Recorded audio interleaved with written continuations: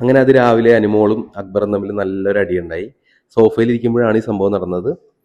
അനുമോളുടെ പരാമർശം എന്ന് പറയുന്നത് അക്ബർ ഒരു നല്ല ഗെയിമർ അല്ല, വളരെ മോശം ഗെയിമറാണ്, മറ്റുള്ളവരുടെ ഇടയിൽ നിന്നും കുത്തിത്തിരിപ്പുണ്ടാക്കുന്നു, വഴക്കുണ്ടാക്കുന്നു, ആവശ്യമില്ലാതെ കണ്ടന്റ് ഉണ്ടാക്കുന്നു എന്നാണ് അനുമോളുടെ ഒരു പരാമർശം. പക്ഷേ അക്ബർ ഇതിനെ നല്ലപോലെ എതിർത്തു. രണ്ടുപേരും തമ്മിൽ നല്ലപോലെ വഴക്കുണ്ടായി. ഇതിനിടയിൽ അനുമോള് രേണുസുതിക്ക് സപ്പോർട്ടായിട്ട് രേണുസുതിനെ ഇന്നലെ അക്ബർ സെപ്റ്റി ടാങ്ക് എന്ന് വിളിച്ച പരാമർശത്തിൽ എതിരെ സംസാരിച്ചു.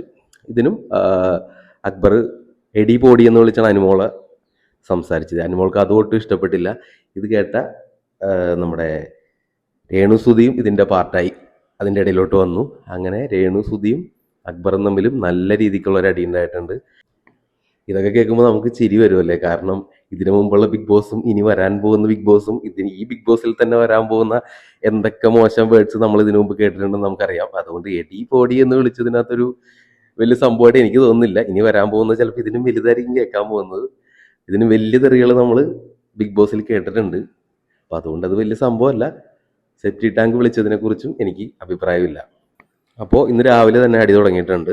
ബാക്കി എല്ലാവരും കുറച്ച് പേര് സപ്പോർട്ട് രേണുസുതിക്കും പറയുന്നുണ്ട്. കുറച്ച് പേര് തലേ ദിവസം, അതായത് ഇന്നലെ അക്ബർ പോയി മാപ്പ് പറഞ്ഞു, ഉമ്മാനെ തൊട്ട് സത്യം ചെയ്ത് മാപ്പ് പറഞ്ഞു എന്നാണ് എല്ലാവരും സപ്പോർട്ട് ചെയ്യുന്നത് അക്ബറിനെ.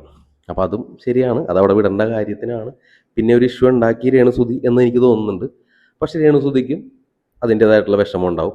അത് ഓപ്പണായിട്ട് ലാലേട്ടൻ വരുമ്പോൾ സംസാരിക്കുമായിരിക്കും. എന്തായാലും ഇന്നത്തെ രാവിലത്തെ അടി തുടങ്ങി വെച്ചിട്ടുണ്ട്. അപ്പോൾ അടുത്തൊരു BB ലൈവിൽ കാണാം.